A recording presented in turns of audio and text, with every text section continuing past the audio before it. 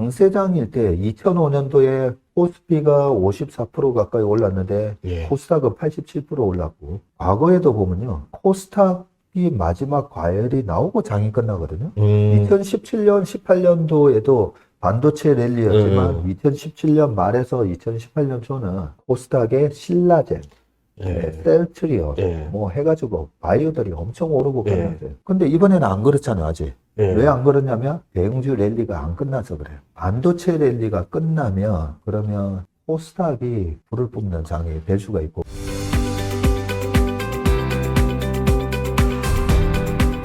이제 국내 주식 보면요. 반도체가 너무 좋았어요. 그게 어느 정도였냐면 제가 그 조사해 보니까 한 달 동안 상승률을 봤더니 삼성전자랑 SK하이닉스가 40% 넘게 올랐습니다.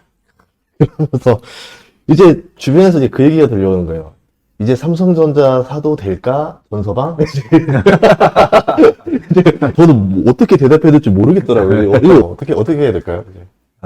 너무 어렵죠. 예. 반도체가 저희 업계에서 한 500억 이상 버신 분이 계세요. 증권사에서 크게 성공하신 분인데 그 형님이 저한테 예전에 얘기했던 게 저희가 나 하이닉스 투자해서 예. 220전, 218패, 2무 그런 베테랑 형님조차도 반도체 투자가 어렵다는 거죠.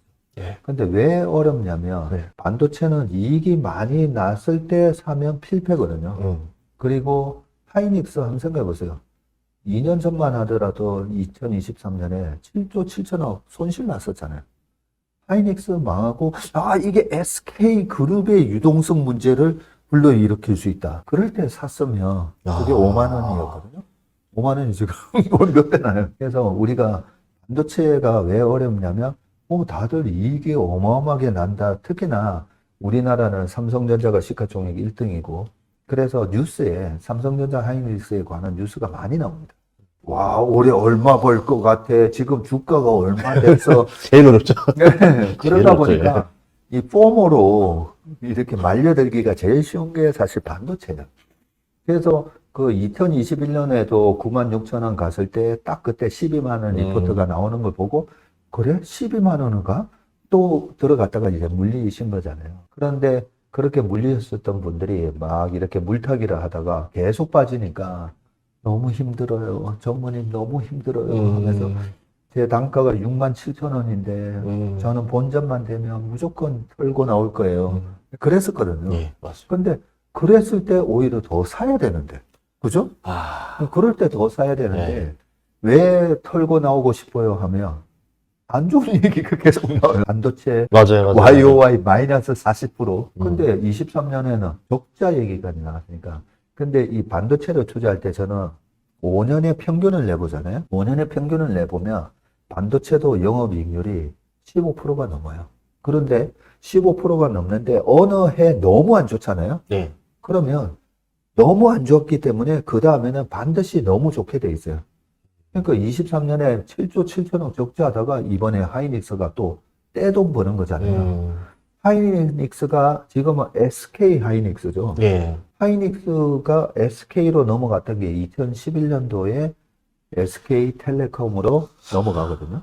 그때 치킨 게임 이런 것 때문에 원래는 LG 반도체하고 현대 반도체였는데 SK가 가져갔잖아요. 예. 당시에는 LG전자가 다시 인수할 수도 있다 얘기만 나오면 LG전자 주가가 막 급락했을 때. 그래서 LG그룹에서는 우리 절대 안 한다고. 그랬었는데 그걸 한 3조 가격에 사왔었는데 어떻게 보면 최태원 회장님 입장에서는 가장 비관적일 때도 사온 거잖아요.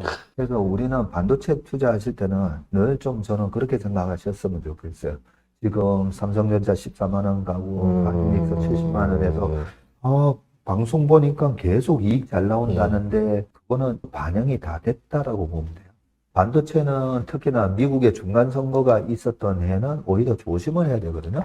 2018년도가 수익이 역대급 제일 많이 나왔을 때 하이닉스가 20조 7천억, 삼성전자가 58조 8천억 막 이렇게 나오면서 역대급 이익이 나오는데 주가는 빠졌어요. 그리고 2019년도에 반도체가 마이너스 30%, 마이너스 50%, 하이닉스는요 20조 7천억 나오던 게 그 다음에 2조 7천억 나와요. 마이너스 85%가 났거든요. 근데 2019년도에 하이닉스 주가가 50% 이상 올랐고 삼성전자 주가 40% 이상 올랐어요. 그래서 어려운 거예요. 그래서 요즘 지금이라도 반도체 사야 되는 거 아닌가 하시는 분들은 조금 참으셨다가 제가 그런 말씀 드리거든요. 예전에 23년도에 2차 전지할 때도 지금 안 사셔도 6개월 뒤, 1년 뒤면 이 가격에 사실 수 있다고. 그러면 올해 하반기 정도 됐을 때 올해 안에 저는 지금 이 가격보다는 10% 이상은 싸게 살 수 있는 기회를 준다라고 보고 있습니다. 그래서 지금 너무 이제 좋다 할 때 사시는 것보다는 좀 기다렸었다 사시는 게 좋을 것 같고, 가지고 계신 분들은 그럼 어떻게 해야 되느냐? 가지고 계신 분들은 이 영업이익률이 피크 칠 때가 고점이거든요. 이번 지금 1분기 1, 2, 3도 너무 좋잖아요. 이미 다 확정이에요. 왜냐하면 고정거래 가격으로 다 계약이 됐기 때문에. 그쵸. 그래서 이번 1분기 실적을 증권사에서 얼마 예상하는 거는 거의 그대로 나오든가 아니면 스팟 가격이 어떻게 되느냐에 따라서 재고평가액이 좀 더 나오기도 하고 그럴 건데 1월 달에 들어와서도 스팟 가격이 현물 가격이 더 올라갔거든요. 그런 거 보면 1분기 실적을 발표하는 4월 달이 어떻게 보면 상반기에 약간 고점일 수도 있지 않을까? 그런 생각 때문에 반도체는 가지고 계신 분들은 그 4월 실적 발표할 때 그때 아니야 7월 달 EQ도 더 잘 나온대.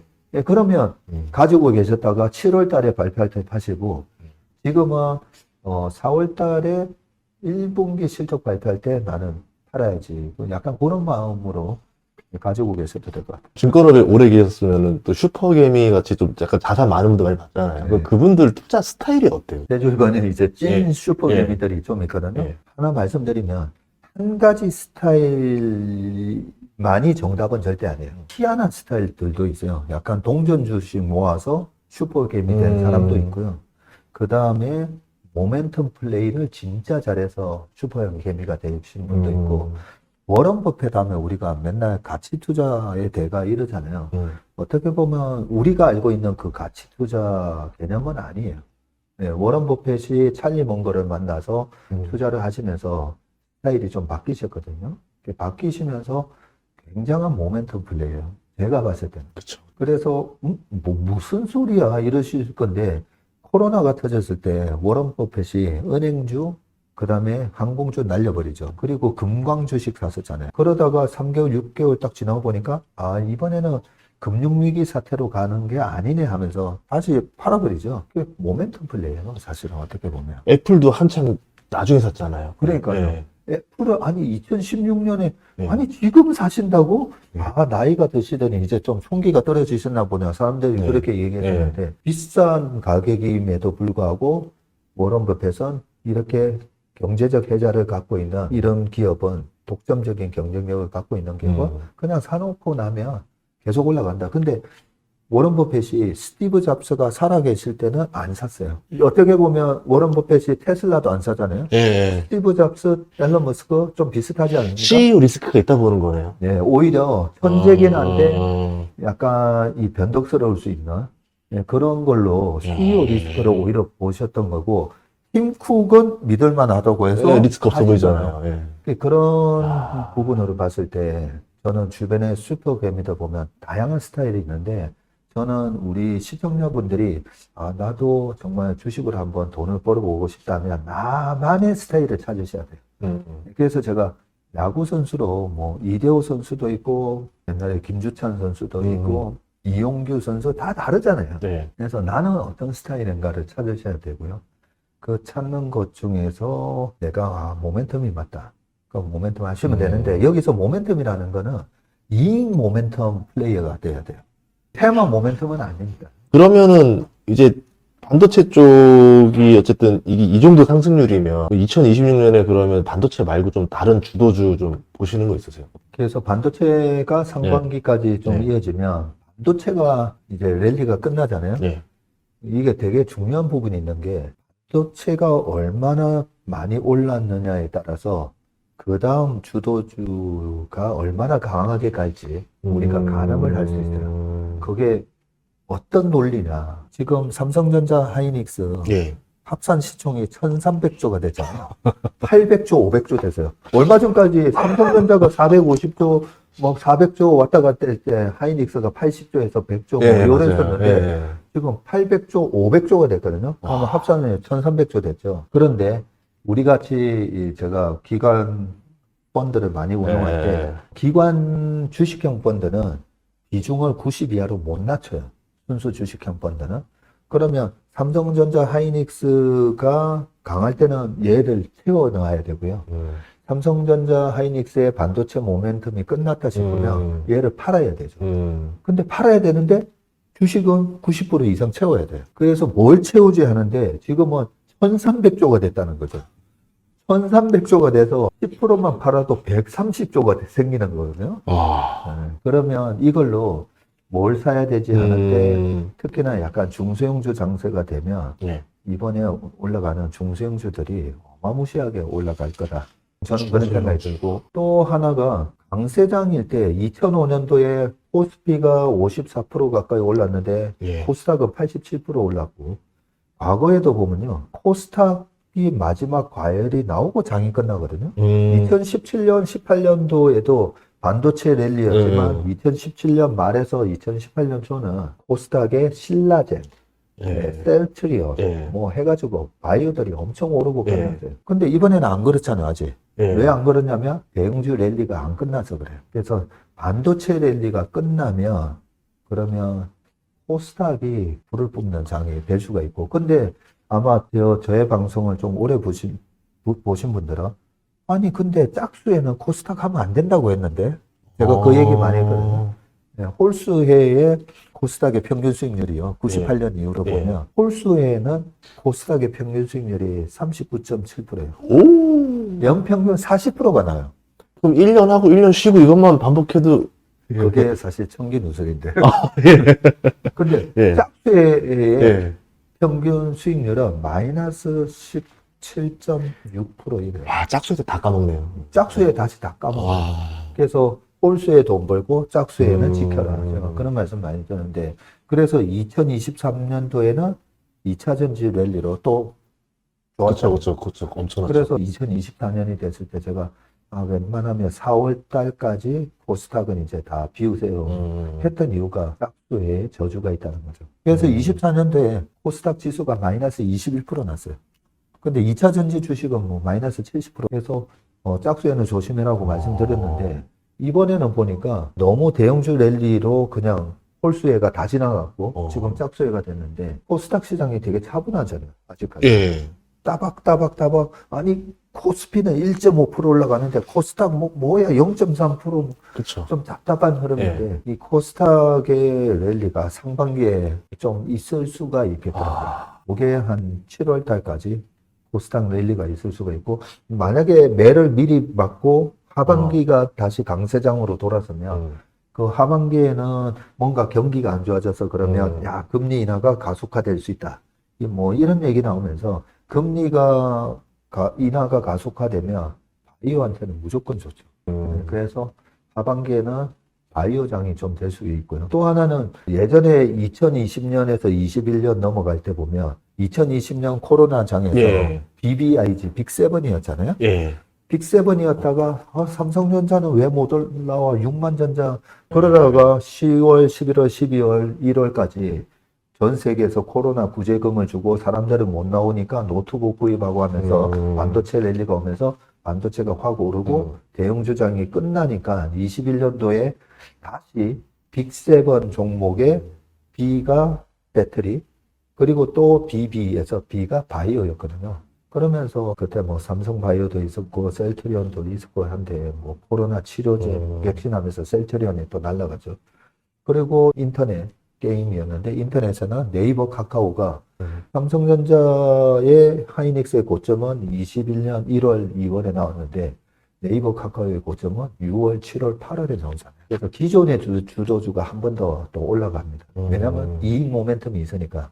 그러면 이번에 조방원이 이익 모멘텀이 없이 올라갔느냐 보면 이익 모멘텀으로 올라갔잖아요. 네, 맞아요. 그래서 조선방산이 반도체에 이어서 한번 다시 랠리를 이어갈 가능성이 높고요. 그래서 작년에 뭐 조방원이라든지 피부미용 엔터 예, 가지고 계신 분들은 이번 반도체 랠리에 얘네들 왜 이리 못 가지?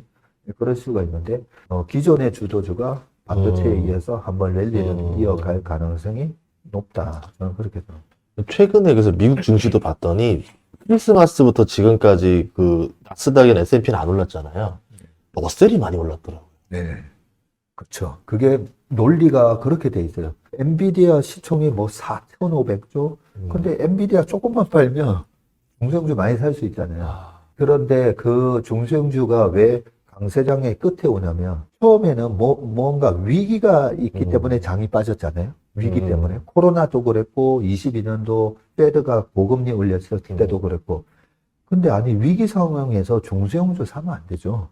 대형 우량주 먼저 사야 되죠. 그래서 항상 2008년 금융 위기도 그랬고 2009년도에는 그때는 실공주 장세, 차화정 장세 이게 전부 대형주였어요. 그러고 나서 실공주, 차화정 끝난 게 2011년이 끝나거든요. 그리고 2012, 13, 14, 15년 박스피 속에서 종목들이 어마어마하게 날아가요. 바이오뿐만 아니라 우리나라 음식료 날아가고 네, 맞죠. 화장품 날아가고 중국 소비 모멘텀으로 그랬던 것처럼 이 시장의 그 수급의 논리가 대형주 랠리가 끝나면 반드시 이제 중소형주 랠리로 가고 중소형주 랠리가 끝나고 나서 장이 이제 부러진다. 그러면은 이제 국내 주도주는 정리를 해보자면은 이제 대형주가 이렇게 한번 돌고 그 다음에 중형주가 한번 돌고 그때쯤에는 다시 이제 다운 사이클로 한번 가고 그러면 다운 사이클 때는 투자를 어떻게 하면 좋을까요? 그러니까 예를 들어 그런 거 있잖아요. 하락하는 그 시작에 사야 되느냐 아니면 한 1년은 쉬고 해야 되냐 아니면 다시 하락 좀 왔을 때 매수해야 되는 좀 어떤 시그널들이 좀 있나요? 저 같은 경우에는 그런 시그널들을 많이 체크를 합니다. 체크를 함에도 불구하고 밸류에이션을 저희는 하니까 밸류에이션이 너무 비싸면 그때부터는 일단은 분할 매도를 하기 시작하는데요. 분할 매도를 했더니 뭐야 더 올라가는 경우도 많죠. 근데 우리 일반 투자자분들은 이 밸류에이션이라는 걸 익숙하지가 않으시잖아요. 그렇기 때문에 저는 제 주변에 10명 중에 7명, 8명이 이번에 코로나 사태 이거 어떻게 해야 돼? 10명 중에 10명이 다 두려워했잖아요. 네, 그렇죠. 그러면 시장이 100% 오른다고 보면 돼요. 그래서 코로나 때 1400 찍고 올라올 때 제가 3000 넘어간다고 했던 이유가 10명 중에 10명 저 포함해가지고요. 모두가 다 두려웠잖아요. 근데 10명 중에 7명 정도, 8명 정도가 다 장을 좋다고 얘기하잖아요. 그리고 장이 안 좋다라는 얘기를 참 꺼내기가 너무 민망할 때, 그럴 때가 거의 이제 고점에 다 와가는 국면인데, 제가 뭐 만들어 놓은 여러 가지 기술적 신호도 있는데, 그걸 보면 일단은 4월에서 5월 달에 단기 고점이 좀 될 가능성이 높고, 아까 말씀드렸던 것처럼 5월부터 좀 더워지잖아요. 그러니까 보통은 주식은 찬바람 불 때 사가지고, 더워질 때 팔고, 또 찬바람 불면서 하고 약간 이런 얘기가 있는데, 그래서 5월에서 한 7, 8월까지는 레버리지 포지션 좀 줄이시고, 내가 수익이 많이 났는데, 수익도 좀, 이익 실현도 좀 하시고, 그러면서 뭘 해야 되냐면요. 현금을 갖고 있잖아요. 현금을 잘 못 갖고 계시잖아요. 그러면은 이제 손해본다는 생각 많이 하시더라고요. 손해본다는 생각 때문에 자꾸만 뭘 사게 되거든요. 그래서 저희가 21년 5월 달에도 주식 다 팔아가지고 고객분들한테 돈을 다 찾아가시라고 했었거든요. 근데 제가 되게 그걸 후회한 게 22년 5월 달에 다시 증시가 이제 2600까지 빠졌길래 자, 이제 다시 주식 하셔야 됩니다 하고 돈 가지고 오세요 했더니 10명 중에 9분이 전부 다 유튜브 보고 개인적으로 다 주식을 사서 또 손해가 많이 나 계시더라고요. 그래서 저는 일단 돈을 좀 그래서 제가 예전에 했던 얘기가 주식은 불과 같은 성질이라서 주식으로 번 돈은 땅에 묻어라. 집이 없으신 분들은 집도 사시고 아니면 내가 정말 10년, 20년 동안 유럽 여행 한번 가는 게 꿈이었는데 그런 분들 돈 좀 주식 이익 실현하셔가지고요. 유럽 여행도 좀 갔다 오시고, 그게 아니라 계좌에서 내가 뭔가 포트폴리오로 좀 위험 관리하고 네. 싶다 하시는 분들은 제가 2021년도 여름에 그래도 아니 뭔가 주식을 사놔야 되는 거 아니에요? 돈이 녹는데 이런 얘기 하시는 분들한테는 그때 그러면 KTNG 사놓으세요. 배당주 나오면서 네, 주가 고배당 안정적인 주고, 거. 네, 아, 메커리 인프라 같은 그런 거네. 그런 거죠. 그거 사놓으세요 했는데 그 주식만 유일하게 안 빠지긴 했었는데 그래서 고배당주로 좀 가시든지 아니면 지금은 5월 달쯤 되면 예. 그때는 10년 채권 ETF 사셔도 될 것 같아요. 아. 최근에 그 채권 장기채에 투자하는 거 하셨다가 손해 보신 분들 많잖아요. 많죠, 특히나 많죠, 미국. 많죠. 예, 예. 올해 5월쯤에는 채권 ETF 같은 것도 저는 괜찮지 않나 생각이 듭니다. 이게 시장이 뭐 출렁거리고 그런 어떤 이슈가 발생하면 그때서야 미국 10년물 국채 금리도 확 떨어지고 최근에 우리나라 금리도 많이 올라왔잖아요. 이런 부분이 좀 꺾일 수도 있기 때문에 고배당 주식이나 채권 ETF로 5월 달에는 그쪽 비중을 좀 높여 놓으시는 게 하나의 위험 관리 방법인 것 같습니다. 보통 이게 상승 이렇게 오면은 막 5천 뭐 더 이렇게 말도 많이 하는데 지금 딱 말씀해 주신 거 보니까 좀 아무리 장이 좋더라도 어느 날 갑자기 또 확 꺾일 수도 있는 거기 때문에 항상 좀 안전하게 좀 대비하는 것들을 좀 많이 장치를 달아놔라 또 얘기해 주시니까 이제 좀 투자하면서 아 내가 레버리지 같은 것도 없애야 되고 좀 더 안전하게 할 수 있는 포트폴리오 구성을 가져가야 되겠다라는 생각이 드는 시간이었습니다. 네, 좋은 말씀 많이 해주셔서 감사합니다. 네, 고맙습니다. 예.